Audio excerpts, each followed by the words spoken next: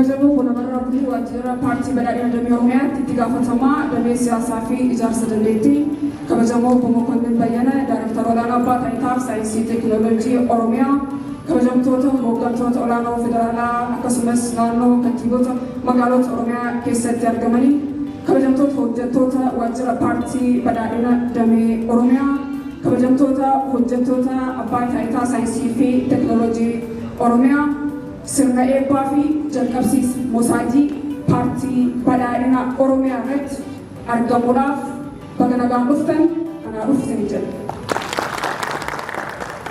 كبور أتونا مرابولي بلسقنا بارتي أوروميا كنتام سببت البوليتيكا هنا أرجم جبارها زرفالافي ويوم يلتين برجلا كبور أتو مقرن بيجنا أوروميا ساينسنا تكنولوجي بالسلطان وانا دايركتور تكبراچو የኦሮሚያና ፌደራል መንግስት ከፍተኛ የሥራ ኃላፊዎች ተከበራችሁ የኢትዮጵያ ቅርንጫፍ የኦሮሚያ ቅርንጫፍ ብልጽግና ፓርቲ ጽሕፈት ቤት ሰራተኞች የተከበራችሁ የኦሮሚያ ሳይንስና ቴክኖሎጂ ባለስልጣን ሰራተኞች ፓርቲ ቢዝነስ አውቶሜሽን ሲስተም የሚል ስያሜ የተሰጠው የኦሮሚያ ቅርንጫፍ ብልጽግና ፓርቲ ዲጂታል መተግበሪያ ምረቃትና ስራ ማስጀመሪያ መርሃ ግብር እንኳን ደህና መጣችሁ እንላለን። ኦሮሚያ ካሴ ቢሱት ይገላ ከበጀሞ ቦናመራቡሊ ዋጀራ ፓርቲ ባዲና ደሜ ኦሮሚያቲ ኢትጋፈተማ ደሜ ሲያሳፊ ሚሴንሰ ኮሬ ቅንዴሲቱ ማንዶ ኦሮሚያ ከበጀምቶታ ወገንቶታ ቢሮሌ ከበጀምቶታ ከንቲቦታ መጋሎታ ከበጀምቶታ ኬሱሞታ ባገነጋን ኡፍተን አና ኡፉጀን प्रोजेक्टी विसोम मोसाइकी का नगेसत्ती होगंसा पार्टी राकासे हंगर आवतात्ते अकसुमस अब्बन्नी विसोम टेक्नोलॉजी मोतुम्मा नान्नो ओरोमिया ओटेक इंजीनियरिंग की इथियो टेलेकॉम गही ओलाना बहादनीफ गलत गुड्डा नव बनावे रुके नाफरातो कनते आसुना बेगमती कदवरुता ओटेक आमे रुके नाफरातो तो वो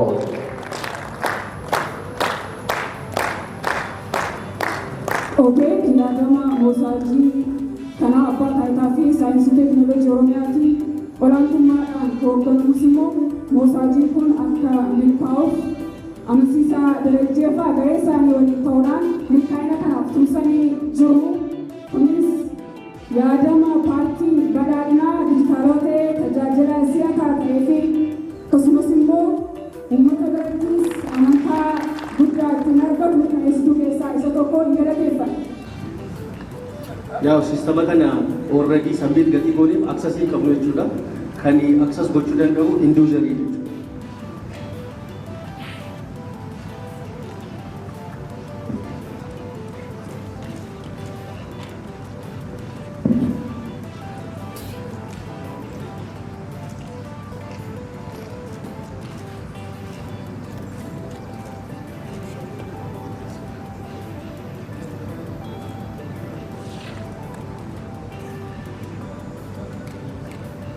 हमले बरवारसा हमले के नाती एगा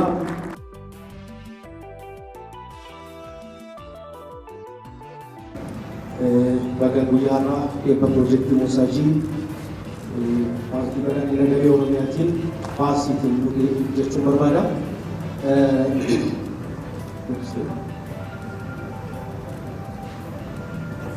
kontenti harra kabanilal ibsalaachuu dhaafi tokkoffaa yaa background yootee kun eenyu kan jedhamu baruudhaaf tokko waa'ee yootee ilaalla system objectivitiin maal qaba ture akkasumas immoo systemni kun fuucharii fi benefiit maalii qaba kan jedhu ilaalla akkasumas immoo diviloomantii kana keessatti joornii akkamii keessa darbinee sistema kana diviloop goonee kan jedhu ilaalla sana dhuma irratti system staatasiin kun maalirra jira kan jedhu ilaallaa jechuudha. Next image. Otega kan hundeeffame especially Oromiyaa keessatti sirna dijitaalaa lafa qabsiisuudhaaf akkasumas immoo Oromiyaa dijitaalessuu keessatti gahee olaanaa taphachuudhaaf labsii 243 muraa 214 fi akkasumas immoo dambii lakkoofsa 484 muraa 2015 kan hundeeffame ta'uu asumaan kaasuu barbaadeen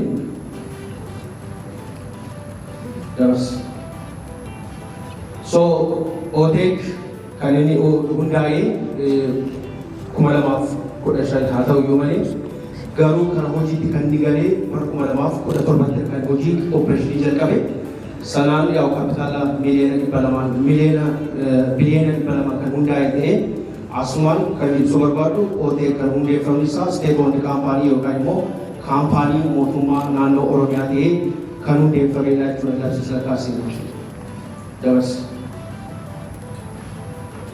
Teknoolojii ammayyaa implement gochuudhaan gahee olaanaa haasa'uu keessatti shoora olaanaa kan taphatu ta'e akkasumas immoo maarket vaaluu stabilize gochuudhaaf akkasumas kompetitiif ta'uudhaan maarkeetii keessatti kan hundeeffame akkasumas dijitaal lafa qabsiisuudhaaf akkuma sila jedhee kan hundeeffamedha jechuudha.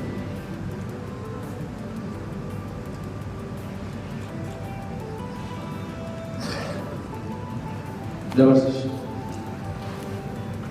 So visioning itti dhaabbanne maali yoo jenne visioning keenya to be the technology company in Africa by 2023 dha jechuudha.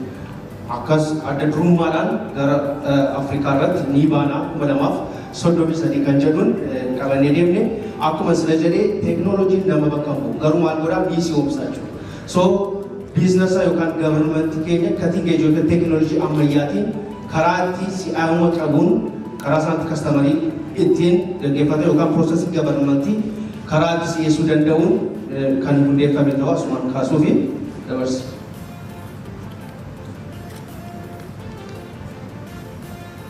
So akka moototti kan qabannee deemne let's own the future kan jedhudha jechuudha.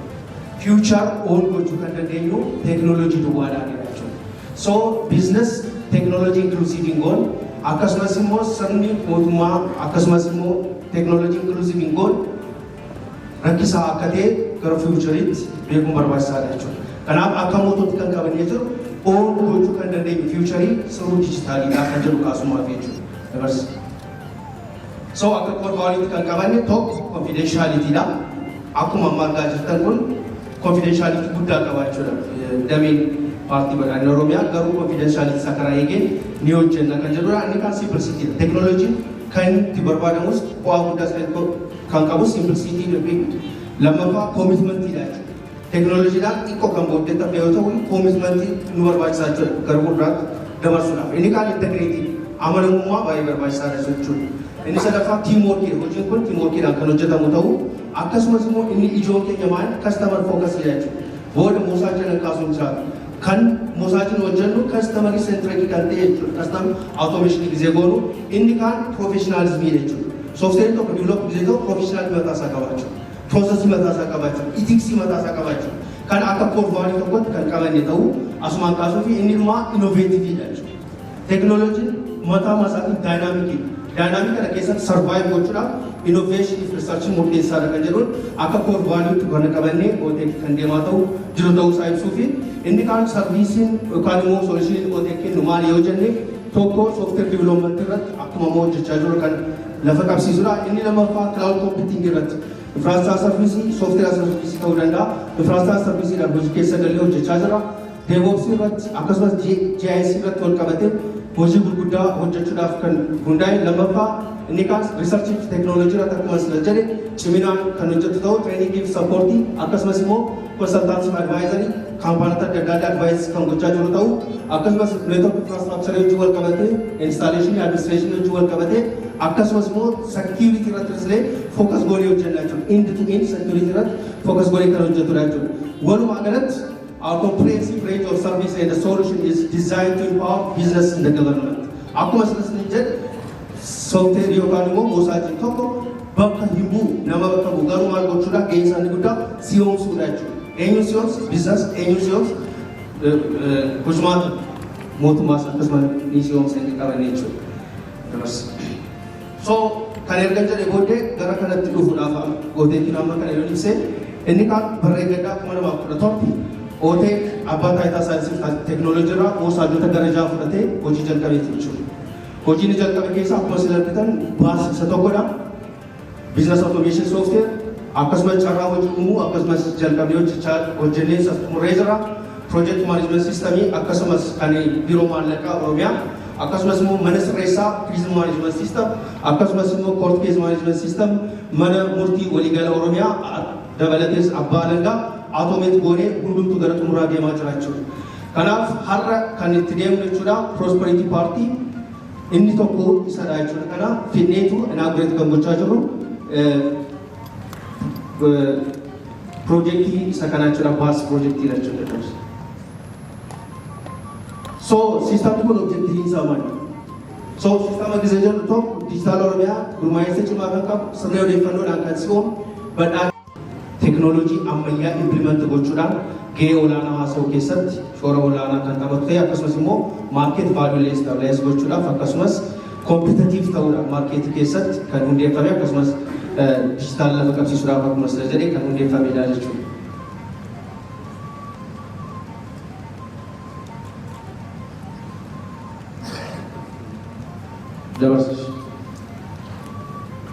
So visioning it apane mali hojane visioning Kenya to be the technology company in Africa by 2023 actually. Akas ada rumalan gara Afrika rat ni bana madamaf sodomi sadi kan jadun kabane demne aku masala jade technology nama bakampu garumal gora bisi omsachu. So business ayo kan government Kenya katinge jo technology ammayati karati si amu kabun karasan customer ittiin gaggeeffate yookaan processing government karati si yesu danda'uun kan hundeeffame ta'uu asumaan kaasuuf dabarsa.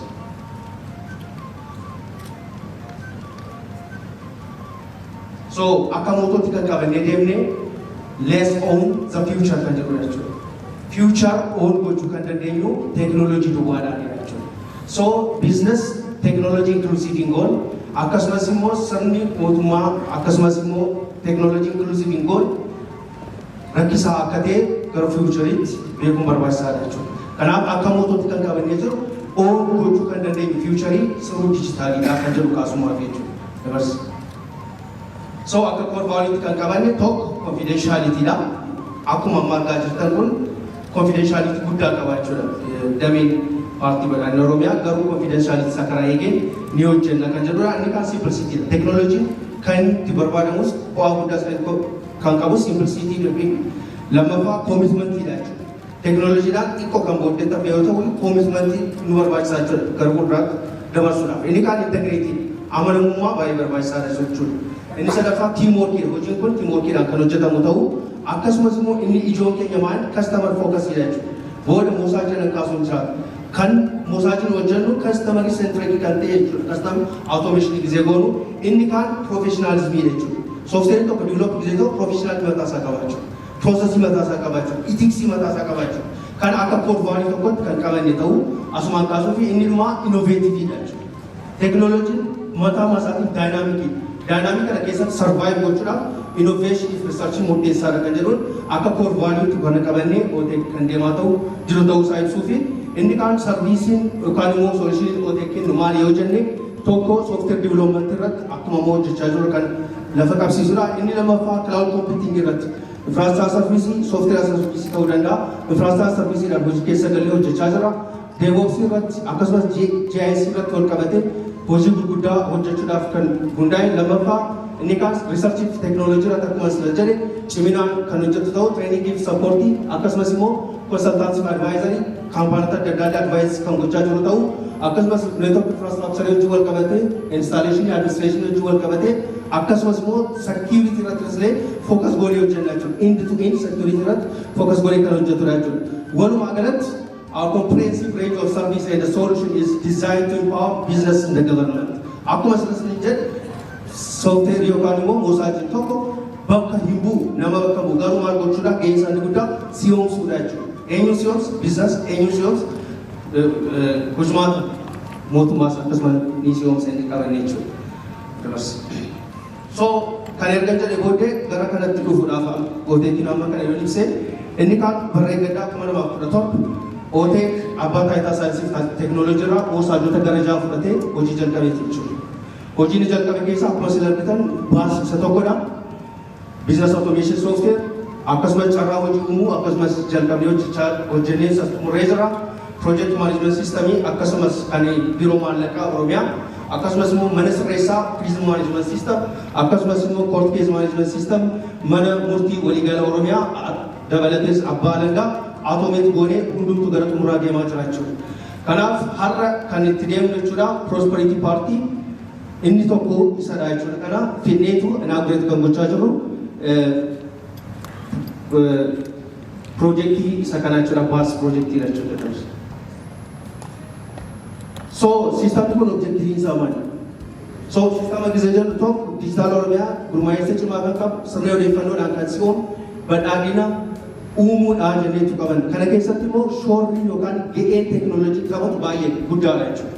Kanaaf objective of modernizing party operations through end-to-end digital automation realize gochuu qabna akka jedhu kaasanii jechuudha.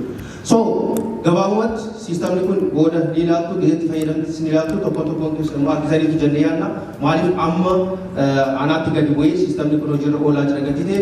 So gabaabumatti sistemni kun maal of keessaa qaba yoo jennu tokko member management jechuudha. So miseensi paartii kan ta'e hundumtu galmaa'ee sirriitti kan itti qabamu deebisi jechuudha.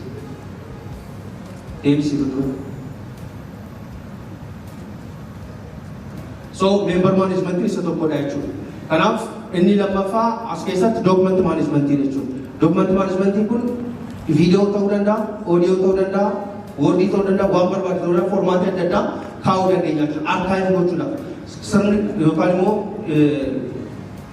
hoogganaa kanaan dura darbe fakkeenyaaf waan haasee waan lafa kaa'ee darbe kanaan dura argachuun cimaa taatu. Amma garuu audioodhaan, videoodhaan akkasumas faayil ta'e akka ta'u, archive akka ta'u, track akka ta'u ni ta'a jechuudha. Inni kaan centralized socio-economic data collectionidha. Inni kun booda sistemni mootummaa gandaa kan jedhu oomishamee yeroo dhiyoo booddeetti kan eebbifamu achirratti data kan jedhu socio-economic data collection fakkeenyaaf aanaa kanatti lafa meeqatu qotame mana musaa meeqa jira kan jedhu mootummaa gandaa irratti gaafa kan display ta'udha jechuudha. Inni kaan performance monitoring jechuudha. Performance monitoring haaluma keessanii fakkeenyaaf namni tokko ofiisaan of madaala akkasumas immoo piiriidhaan madaala akkasumas immoo hoogganaa taanaadhaan akkasumatti kan itti maanis ta'ee iddoo tokko centralized ta'udha. Inni kaan political content managementidha. Warri kun speeshaalii wanta iccitii qaban akkasumas immoo karaa double authentication jechuudha kan itti utilize godhamudha. Inni kaan communication jechuudha. Moojulii guddaa. Communication kana keessatti waan sadii tokko video conference zoomii kanaan dura fayyadamu amma garuu video conference asirratti fayyadamuu ni dandeenya. Inni kaan SMS gochuu dandeenya jechuudha. Kanaan dura multicast gochuu ni danda'ama jechuudha. Fakkeenyaaf yoo hubattaniitu ta'e ayyaana irreechaa irratti nama gara 900 wayii ta'uudhaaf sistema kanaatiin broadcast jechuudha meeseejiin kabajamoo buka fayyadootiin jechuudha. Kanaaf multicast oddoo hundumaa amma aanaatti multicast gochuu danda'ama bilbilli isaa yoo jiraate jechuudha. Inni kaan asuma keessatti kan jiru robo kolsii jechuudha. Kunis baay'ee barbaachisaa jechuudha. Pirezidaantii yoo barbaadu takkumaan meeseejii tokko ni ka'a broadcast godha jechuudha. Robo kolsii kun maalidha? Raawun gorii ni bilbila jechuudha. Yoo kaasuu diddan irra deddeebi'ee bilbila meeseejii tokko si'a tokkotti nama hundumaa bira gahu ni godha jechuudha. Inni kaan IVR kun immoo another way namatu bilbila fakkeenyaaf leenjii yoo barbaachisa ta'e leenjii fudhatame kana kanaan dura flaashiidhaan fudhachaa turtan. Amma garuu flaashiin hafeetu maal ta'a jechuudha.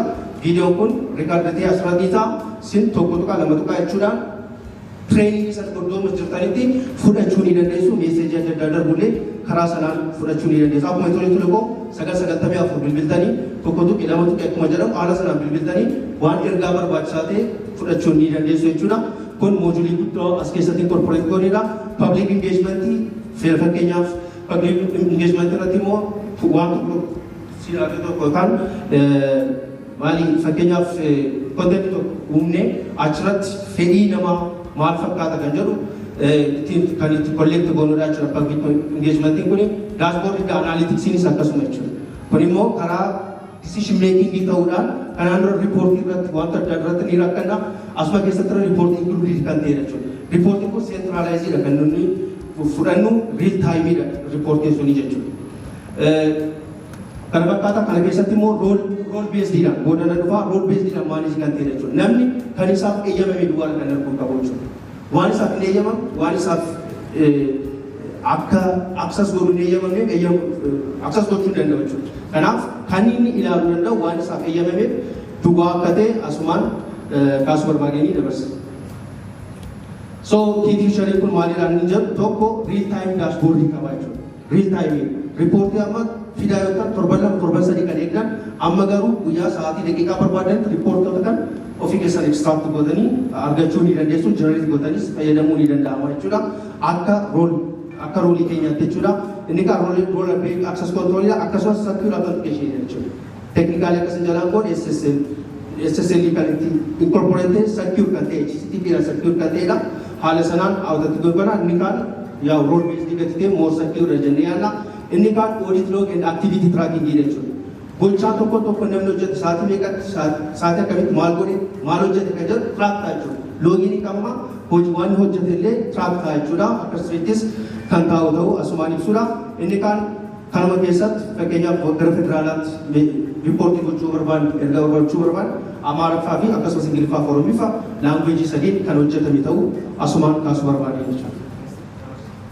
So sistemni kun maal hojii integrate ta'edha. Sistemni kun tokko national ID hojii integrate ta'edha jechuudha. Kun kanaan dura wanti clear hin taane karaatti clear goonu tokko karaa national ID hojii integrate goonedha. Inni lammaffaa SMS gatewayidha. Real time notification qaba. OTP ni ergaa jechuudha akkuma national ID irratti asirrattis OTP kan include ta'e real time monitoring kan qabu ta'uu asumaan ibsuufi inni kan payment fakkeenyaaf kan miseensummaa karaa teelee birriitiin kaffaluu ni danda'ama jechuudha. Kanaaf payment wajjin integrate kan ta'edha jechuudha. Internalis externalis integrate ta'e jechuudha. Moojuliin silas ni agarsiisa waliin integrate kan ta'an internali akkasumas immoo externally illee kan integrate godhan ta'uu kaasuu barbaadee jechuudha. Asumaan kaasuudhaaf national ID kan authenticate godhe ammaatti gara almost gara 80,000 fakkaata. 8,000. So kan galmaa'e garuu paartii gara 6,000 boodatti dhufa miliyoona 6.6 authenticate kan godhe garuu xiqqoodha jechuudha. Kanaaf asumaan kaasuu kan barbaade national ID galmaa'uun siistama kana fayyadamuu keessatti gahee guddaa taphata jechuudha. Kanaaf akkuma beektan OTP isa kanuma national ID asumaan gaas dabarfachuudhaaf OTP national ID galmeessaa kan jiru akkasumas magaalaa 23 akkasumas zoonii 21 irratti keessumaa aanota 66 keessa galee galmeessaa kan jiru ta'uu kiitii 518 diploy goonee galmeessaa irraa nama 1,000 almost carraa hojii uumee jiraachuu yoo ta'e kanaaf as keessatti registration gara 1.3 ji'oottan 6 darban keessatti galmeessinee jiraachuu kana asumaan ergaa dabarfachuudhaaf adaraa kana jedhu dirqama jechuudha. Sistema kana fayyadamuudhaafis akkuma kabajamuu muummee ministeeras akkuma ergaa dabarsan as keessatti shoora olaanaa taphachuun dirqama jechuudha. Kana keessatti illee gahee keessan akka taphattan ni barbaachisa jechuudha. Maaliif bu'aan sistema kanarraa argamu? Sila kaasuu yaale tokko real time data argachuun bu'aan tokko inni lammaffaa communication illee coordination across party structure illee caasaadhaan sistemni kun kan hojjetu akka barbaachisu ta'uu danda'a. Maaliif role based gadi deemu waan arguu qabu narraa waan structure eegee qabu deemu qabu akka sistema kanatti eegee kan deemu ta'u data accuracy consistency reliability argachuudhaaf murteessaadha jechuudha. Inni kan fast and more informed decision making using real time reporting jechuudha. Real time reporting duwwaa argachuu kun ta'e sistemni kun waan guddaa tokko kan hambisu gabaasa sobaa hambisa jechuudha. Wanta reporting ni jedhamu wuchaa kolleetti godhamee dhufu sun ta'e yeroo barbaadametti reportii sana karaaruu danda'uun kan hojjetame ta'uudha. Transparency and accountability akkasumas institutional capacity illee build gochuu keessatti gahee guddaa waan qabatuuf sistemni kun haala kanaan kan misoome ta'uu faayidaa kan qabu ta'uu jechuudha. So sistemni kun gisee develop ta'u joornii kam keessa darbe jechuudha. Akkuma sanasiin jedhu core value keenya tokko professionalism jedhee. So professionalism gisee daballu tokko requirement fedhiin paartii sirriitti kan organize ta'ee sassaabamee capture ta'ee booddee kana booda BRS kan develop goone jechuudha. Kun asizii erga collect goone booddee sana booda SRS jechuudha. So sistemni kun daataan isaanii maanuwaalii kana fakkaate yoo ta'e gara sistemaatti gisee dabarsinu maal fakkaata kan jedhu SRS yookaan software requirement specification kan jedhu to be defined goone jira. Sana booda hojii guddaan tokko kan hojjenne sistemni kun yoo kana fakkaate haala kan teknoolojii isaa kan fayyadamuu qaba. Haala kamiin hojjetamuu qaba. Teknoolojii kam secure ta'uu qaba. Teknoolojii beekanii dhugaa hojjetamuu qabu kan jedhu sirriitti teenye konservaatota wajjin sirriitti teknoolojiin define goone low level design high level design sirriitti define kan goone ta'uu asumaan kaasuu fi delivery keenya jechuudha. Biarkan sesaras develop warga James. So karena sana kan hujane umarat sistem development tu gone raju. Karena profesional ten sana gone source code mo CD dan deliver kan gone tahu. Aso mangka super bani ini kan quality system street body kan. Siasa di upload street system statistik kan te boleh tu lupa insana le karena proof te tahu super asuman certified he raju le insana akas masih mo umarat training di kami. Toko-toko user manual ko pai user manual pun akas mas textual kan audio dan video dan sering kan kopai tahu dah pun raga kara insasi alam test gode sistem ni pun security tahu sah kan jejak nuken dia dah sudah sistem ni pun security sah ege certified le insana kan tahu asuman sugar bani itu so sistem ni pun bizon jatuh jornya makan jadi gabab se ni seju kara sah dia ada kalau ke satu garu ege budak kan mutawatan jorju ini jangka bab ini gudang client tinggi je kante posta reju organisasi teknologi sponsor ko juga gojikan street to juga project manager drama juga khordo fatrera aske sat ge ngode kini gudang kontraktor de sistem kan ko de kan chate to sati aske sat mo akako santantit stakeholder de kara organisasi teknologi sistem kan ko konsep ko chatre itio telekom akas masimo parti badan namo fedisa de juga Formal nama sistem kan ilaman refine gochuda. Tunda tebe chun hero sari galgalas guyas asrat feedback ilacha kan deman tahu asmani super bari ini kan makmen PLC akasmas oteke ojin partner tawra specially development tirat ge budak kan kabat tahu asuman asbar bari. Karena walaupun warni company sana pun ge budak asari lechu. So sistem tu pun apa malu raja. Sistem tu pun malu raja almost lively basne sistem tu pun fully deploy te akasmas mo inducer kan nano rati hanga anak boy faida majratu kana kesa more than almost million aja galmai ratu sistem kana kesa jia afrander ban intensively kana ratu jatu project ko kan meduri garu sistem kana tu jaga ni to test den sel den ji sel tu ke nami ne bisi to kajura gol gol ni tara aku magite jatu ka Jashan Sagan, Milena Jatpa, Jashan Sagan, Namigal Church. Enough system ni pun sering test performance cek te kan jurutahu asuman kasu berbani ni. Terus. So umarat sistem ni pun yo develop gochu bangga ni tu. Sistem ni tu realize kan tahu kalau bu yo fayyada mas sering te fayyada tahu kabaju. Sistem tu develop ko de dua realize kan. Kalau sistem ni pun level buraf, geng esan. Kudawante, tokumara, digital orangnya ni jara, digital itu berapa YouTube na, erga pusat kumara, kuda dah. Amasa beranji, ulis teknologi, presentation di kanun of place, kuda galade farna, nugalade farna to pamela. Apile milkaina mosaji kana yokaramo software kanatif ge kuda gumacan apa tete karoja chise apa daita science technology oromia akasmas mo border fayyada ma ijo kante parti baradina karmanis ODE consultant sa karmo gosa sa ijo dele komile wali nukala te fanda milkayo dale rawante